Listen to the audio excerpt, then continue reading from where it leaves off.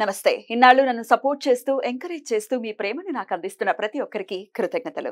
అలాగే ఈ వీడియో కూడా ఖచ్చితంగా మీకు ఉపయోగపడుతుంది. లైక్, షేర్ అండ్ సబ్స్క్రైబ్ చేసి మీ సపోర్ట్‌ని నాకు అందించండి. అలాగే ఈ వీడియో పట్ల మీకున్న అభిప్రాయాన్ని కామెంట్ సెక్షన్‌లో కామెంట్ చేసి తెలియజేయండి. ఇప్పుడు వీడియోని చూద్దాం. నమస్తే. Welcome to our channel. నేను పద్మిని. ప్రస్తుతంతో పాటు ప్రముఖ ఆధ్యాత్మికవేత్త, వాస్తు జ్యోతిష పండితులు కేఎస్ఆర్ గారు ఉన్నారు. మాట్లాడదాం. సార్ నమస్తే సార్. ఎలా ఉన్నారు సార్? ఏమిటి తిరుపతా? బాగా జరిగిందా దర్శనం? చాలా బాగా జరిగింది. చాలా పైగా శ్రవణ నక్షత్రం రోజు. శ్రవణ నక్షత్ర కలయిక ఉన్నప్పుడు వెళ్ళారు. Very good. చాలా జనాలు ఉన్నట్టున్నారు. విపరీతంగా ఉన్నారు. ఎంత సమయం పట్టింది ఏంటి? పట్టింది ఒక 4 గంటల దాకా పట్టింది. ఓకే, అద్భుతం. స్వామివారి సన్నిధిలో అంత సమయాన్ని గడపడం అనేది అదే అదే ఎక్కడెక్కడో తిరగడం కంటే ఆ కట్టేసి అక్కడ ఉండడం బెటర్. అక్కడే ఉన్నాం కదా. ఏదో గోవింద నామాలు వినపడుతూ ఉంటాయి. అలాగే నా వెంకటేశ్వర స్వామి ఏదో ఒక మంత్రం ఉంటుంది, అది చదువుకుంటూ కూర్చుంటే అది పుణ్యం పురుషార్థం రెండే వస్తాయి కదా. డెఫినెట్లీ సార్థకమైంది సమయం. రైట్ అండి. రేపు వచ్చేటటువంటి మంగళవారం అంటే 2వ తారీఖు మంగళవారం వస్తోంది. మంగళవారం కృత్తికా నక్షత్ర కలయిక, అలాగే జ్యేష్ఠ బహుళపక్ష ఏకాదశి కూడా వచ్చేస్తోంది. మంచి అంటే ఏకాదశి నాడు మంగళవారం, అలాగే కృత్తికా నక్షత్రం, ఇంత కాంబినేషన్ చక్కగా కుదిరింది. కాబట్టి ఈ రోజుకు ఉండేటటువంటి వైశిష్ట్యాన్ని ఒక్కసారి మీ ద్వారా తెలుసుకోవాలనుకుంటున్నాను. ఎలా యూటిలైజ్ చేసుకోవాలో కూడా ఒక్కసారి చెప్పండి. తప్పకుండా. ఎందుకంటే మనకి మంగళవారం అనేది సరే సుబ్రహ్మణ్యుడికి ప్రీతికరం. సో కృత్తిక అనేది ఆయన నక్షత్రం అనేది. సో అందుకని మనకి అంటే కృత్తికలు పెంచారు కాబట్టి కృత్తికలు పాలిచ్చారు కాబట్టి ఆయన అలా కార్తికేయుడు అని పిలిచారు. సో అది ఎలా చూసినప్పటికీ కూడా మనకి ఆ మంగళవారం సుబ్రహ్మణ్య స్వామి విశిష్టత అనేది ఉంటే గనక, ఇక్కడ మనం ఇంకోటి చూసుకుంటే గనక ఏకాదశి ఎవరికి ప్రీతికరం? విష్ణుమూర్తికి ప్రీతికరం. మరి మనకి ఏమంటాం, కలో వెంకటేశ్వర నాయకుడు ఎవరు అంటే కలియుగంలో సుబ్రహ్మణ్య స్వామి అవతారమే వెంకటేశ్వర స్వామి అని చెప్పి కూడా కొన్ని పురాణ గ్రంథాలు పేర్కొన్నాయి. సో నాయకుడు అంటే ఎవరు కాదు, సుబ్రహ్మణ్యుడే. సో అందుకని కలో వెంకటేశ్వర అన్నారు. సో అందుకని మనకి ఇక్కడ ఏకాదశి సుబ్రహ్మణ్యుడు రెండు కలిసి వచ్చాయి. సో దీన్ని మనం ఎలా ఉపయోగించుకోవచ్చు అంటే, ఇక్కడ చాలా మందికి మనం చెప్పాలి అంటే కనుక సుబ్రహ్మణ్యుడిని ఆరాధించడం వల్ల ఏ ఏ సమస్యలు తొలగుతాయి అనేది అందరికీ చాలా మందికి తెలిసే ఉండొచ్చు. ముఖ్యంగా ఏంటంటే కుజుడి ఎఫెక్ట్తోనే మనకి ఏదైనా సరే తగాదాలు వచ్చాయన్న కుజుడే. ఆడవాళ్ళకి పెళ్ళిళ్ళు కావటం లేదు అంటే కనుక కుజదోషం లేకపోయినా కుజుడే. అదేంటి అంతేగా, ఆడవాళ్ళకి జనరల్గా సాధారణ కారకుడు కుజుడు అయితే మగాళ్ళకి శుక్రుడు. గురువు కాదా ఆడవాళ్ళకి? కాదు, కుజుడిని చూస్తారు. సంతానం అనేది గురుడికి చూస్తాం. సో ఆడవాళ్ళకి పెళ్ళిళ్ళు కాకపోతే కుజ దోషం లేకపోయినా కూడా కుజుడు ఇంపాక్ట్ అనేది ఉంటుంది. సో మగవాళ్ళకి శుక్రుడు ఇంపాక్ట్ ఉంటుంది. సో అందుకని ఇక్కడ ఇలా పెళ్లి కాని కన్యలు ఉన్నారన్నా కూడా కుజుడితో ఏదో రకంగా కొంత ప్రాబ్లం ఉంటుంది వాళ్ళ జాతకాల్లో. తర్వాత రెండోది వచ్చేప్పటికి ఏంటంటే మనకి ఈ భూ సంబంధించిన తగాదాలు ఏవైతే ఉంటాయో వాటికి సంబంధించిన పరిష్కారం కూడా మరి కుజుడు అంటే కుజుడి యొక్క దేవత ఎవరు? సుబ్రహ్మణ్యుడే కదా. సో అందుకని ఎలా చూసినప్పటికీ కూడా ఈ మంగళవారం కృత్తికా నక్షత్రం ఇవన్నీ కలిసి రావడం, పైగా దీనికి ఏకాదశి కూడా తోడవటం అనేది పరమ విశిష్టమైనది. దీన్ని మనం ఏ విధంగా పరిష్కరించుకోవచ్చు అంటే, ఇక్కడ యద్భావం తద్భవతి అన్నట్టుగా మనం ఏ కోరికతో ఆరాధిస్తాం అంటే, నేను పెళ్లి కాకపోతే పెళ్లి కావాలని కోరుకున్నాం, నాకు ఇంట్లో ఒకరికొకరు సమన్వయం లోపిస్తే సమన్వయం కావాలని కోరుకున్నాం. అందుకని ఏది కోరుకున్నా కానీ ఈ రోజున మనం అయితే తప్పకుండా ఉపయోగించుకోవాలి. ఇది ఎలా ఉపయోగించుకోవాలి అంటే కనుక, ఇక్కడ మనకి సుబ్రహ్మణ్యుడు ఆరాధనకు వచ్చేప్పటికి ఏంటంటే సాయంకాలం పూటే చేయాలని లేదు, పగల పూటైనా వస్తుంది, సాయంకాలం అయినా పనికి వస్తుంది.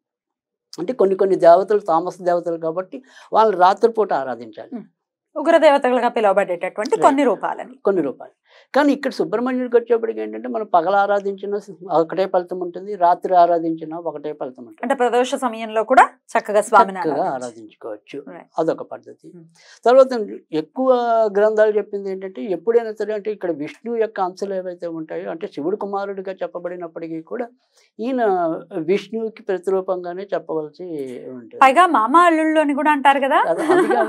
ఇప్పుడు వాళ్ళది మరి పక్షపాతం ఉంటుంది కదా. సో అందుకని మనకి ఏంటంటే ఎలా చూసినప్పటికీ కూడా అంటే ఎక్కువ ఉదయం 10 to 11 మధ్య చేస్తే కనుక మరింత మంచి ఫలితాలు రావటం అనేది ఉంటుంది. తర్వాత రెండోది ఏంటంటే, ఇదే రోజు మంగళవారం నాడు అంటే మనం జనరల్గా సాధారణంగా దుర్గాదేవికి మనం నిమ్మకాయ దీపాలు వెలిగి రాహుకాల దీపం పెడుతూ ఉంటాం. కానీ ఇదే రాహుకాలంలో ఈసారి మనం సుబ్రహ్మణ్య స్వామి ఆరాధన చేసినట్టయితే గనక చాలా విశేషమైన ఫలితాలు రావడానికి ఉంటుంది. అది ముఖ్యంగా వచ్చేప్పటికి ఏంటంటే పెళ్లి కాని కన్యలు ఎవరైతే ఉంటారో ఈ 4:30 నుంచి సుమారుగా 6 మధ్య ఉండే ఈ రాహుకాలం 3 to 4:30. సో సుమారుగా 3 to 4:30 మధ్య ఉంటుంది. ఈ రాహుకాలంలో ఏదైతే ఉంటుందో ఆ రాహుకాలంలో దీపం వెలిగించాలి. ఈ దీపం అనేది 6 ఒత్తులు ఎర్ర ఒత్తులతో వెలిగించాలి. అంటే కుంకుమ రాసేసి వెలిగించచ్చా? కుంకుమ రాసి వెలిగించడం కాదు, ఎర్ర తాడుని 4-5 అలా తీసుకోమంటారా? అలా తీసుకోవచ్చు. లేదా ఎర్ర రేకుల గుడ్డ ఉంటే దాన్ని సన్నగా అంచులుగా కట్ చేసి 6 ఒత్తులు చేయటం. సో కుంకుమ వెలిగించినవి కానీ పసుపు వెలిగించినవి, పసుపు రాసినవి కానీ వెలిగించకూడదు. మంటకి ఇది అవ్వకూడదు, అంతేనా? రైట్. అందుకని ఆ రకంగా ఎరుపుని వాడాల్సి ఉంటుంది. 6 ఒత్తులు ఒకే ప్రమిదలో 6 ఒత్తులు వేసుకుని చేయొచ్చండి. అదొక దాంట్లో 3, ఇదొక దాంట్లో 3 అలాగైనా చేసుకోవచ్చు, అది వాళ్ళ ఇష్టం. సరే, ఇక్కడ దీపం అనేది మాత్రం ఈయనకి మళ్ళీ నెయ్యితోనే పెట్టాలి. నెయ్యితోటే పెట్టాలి. మరి రాహుకాలంలో ప్రత్యేకంగా నిమ్మకాయ దీపమే పెడతారు, ఇలాగే స్వామికి కూడా నిమ్మకాయ దీపమే పెట్టచ్చా? అక్కర్లా, అదే ఆ టైం జనరల్ గా నిమ్మకాయ దీపం వెలిగించి పెట్టడం అనేది చాలా ఎల్లగా చాలా మందికి తెలిసిన పద్ధతి. కానీ ఇవాళ మనకు మనం ఎస్పెషల్లీ సుబ్రహ్మణ్య స్వామికి చేసుకోవటం అనేది. సో ఇక్కడ తర్వాత రెండోది వచ్చేప్పటికి ఏంటంటే ఆయన్ని చదవగలిగితే కనుక ఓం ఈం సాం, ఓం ఈం సాం, ఈ అనేది ఇక్కడ రెండో ఈ, ఓం ఈం సాం సాగు దీర్ఘం ఉంది. ఓం ఈం సాం శరవణ భవాయ సుబ్రహ్మణ్య స్వామినే నమః. ఇది వీలైనంత సార్లు చదువుకుంటే గనక మంచిది. దీపం పెట్టేసి అక్కడే పెట్టేసి కొద్దిగా బెల్లం ముక్క నివేదన చేయాలి. ఇంట్లో కుదిరితే బయట మనకి ఏదైనా గుడి ఉంటే గుడిలో పెట్టుకోవచ్చు. సో ఈ రెండిట్లో ఏది చేసినా పర్వాలేదు. ఆ రకంగా చేసినట్టయితే కనుక ఇందాక మనం చెప్పుకున్న చాలా వరకు సమస్యలు తొలగటం అనేది ఉంటుంది. తర్వాత మనం ఎప్పుడు చెప్పేది ఏదైనా సరే ఒక స్విచ్ వర్డ్గా అనుకుంటే కనుక దక్షిణలో కూర్చుని అగ్ని అగ్ని అగ్ని అగ్ని అనేది అనుకోవాలి. సో అది 108 సార్లు చదువుకోవాలి. ఆ రకంగా చేసినా కానీ మనకి ఫలితం రావడానికి అయితే ఉంటుంది. తర్వాత ఒకవేళ ఈం సం అనుకునే ఇంకో రకమైన మంత్రం కూడా ఉంటుంది. ఓం సుం సుబ్రహ్మణ్య స్వామినే నమః, ఓం సుం సుబ్రహ్మణ్య స్వామినే నమః. తర్వాత ఇంకోటి ఇదే మనకి కార్తీక పురాణంలో కూడా వస్తుంది. ఈ రోజు మనము ఏదైతే కృత్తికా నక్షత్రం ఒరిజినల్ గా అయితే కనుక రవికి సంబంధించిన నక్షత్రం, కానీ సుబ్రహ్మణ్యుడు అని కూడా చెప్తూ ఉంటారు కదా. అసలు మామూలుగా చెప్తున్నా, మనకి కృత్తిక ఉత్తరాషాఢ రవి నక్షత్రాలు కాబట్టి వీళ్ళిద్దరు సంయుక్త మంత్రం అవుతుంది. ఓం భాం భానవేశ సుం సుబ్రహ్మణ్య స్వామినే నమః. ఓం భాం బాగ్ దీర్ఘం ఉంది, ఒత్తుబా. ఓం భాం భానవేశ సుబ్రహ్మణ్య స్వామినే నమః. సో ఇది పఠించడం వల్ల లాభం ఏంటంటే ఒకటి ఆరోగ్యం ఖచ్చితంగా మేలుపడటం అనేది. తర్వాత రెండోది ఏంటంటే రక్త సంబంధించిన లోపాలు ఏవైతే ఉంటాయి, అంటే కొంతమందికి లో బీపీ ఉండొచ్చు, కొంతమందికి హై బీపీ ఉండొచ్చు, కొంతమందికి హిమోగ్లోబిన్ తగ్గిపోతూ ఉండొచ్చు. సో ముఖ్యంగా ఈ ఋతుక్రమం అనేది సరిగ్గా రావాలన్నా కూడా రక్తం అనేది ముడిపడి ఉంటుంది. సో ఈ రక్తం సరిగ్గా ఉండాలి అన్న అంటే ఈ రక్త సంబంధించిన దోషాలు ఏవైతే ఉంటాయో ఇవన్నీ కూడా ఈ రెండింటిని పఠించడం వల్ల ఓం భాం భానవే స్వాహ, ఓం సుం సుబ్రహ్మణ్య స్వామినే నమః. ఓం భాం భానవే స్వాహ, భానవే స్వాహ, ఓం సుం సుబ్రహ్మణ్య స్వామినే నమః, సుబ్రహ్మణ్య స్వామినే నమః.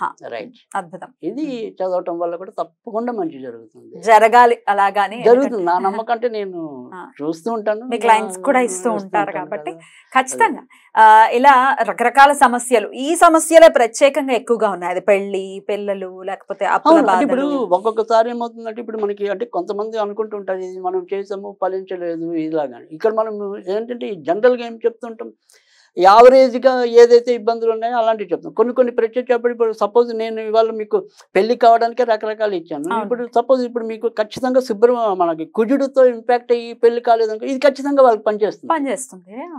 సో అలా కొన్నిసార్లు ఒకళ్ళకి పని చేయకపోయినా అది వాళ్ళ వ్యక్తిగత జాతకంలో ఇంకేదైనా మనకి కారణం ఉండొచ్చు. కానీ మనం ఏం చేస్తామంటే జనరల్గా ఎక్కువ శాతం ఉండే ఇబ్బందులు ఏవైతే ఉంటాయో వాటిని అధిగమించడానికి మనం చెప్తున్నాం. కనుక ఎవరు కూడా నిరాశ చెందద్దు. ఈ రెమెడీ కాకపోతే ఖచ్చితంగా ఇంకో రెమెడీ అయినా వాళ్ళకి పనిచేస్తుంది. అది జాతక పరిశీలన ఒకసారి చేసుకుంటే మరింత విపులంగా తెలియజేసేటటువంటి పరిస్థితి కూడా ఉంటుంది. అద్భుతం అండి, చాలా బ్యూటిఫుల్ గా ఎక్స్ప్లెయిన్ చేశారు. సో డెఫినెట్ గా వచ్చేటటువంటి ప్రత్యేకమైనటువంటి రోజుని మన వాళ్ళందరూ కూడా వినియోగించుకుని వాళ్ళ కుజ సంబంధిత సమస్యల నుంచి బయటపడాలని మనస్ఫూర్తిగా కోరుకుంటూ కృతజ్ఞతలండి. నమస్కారం.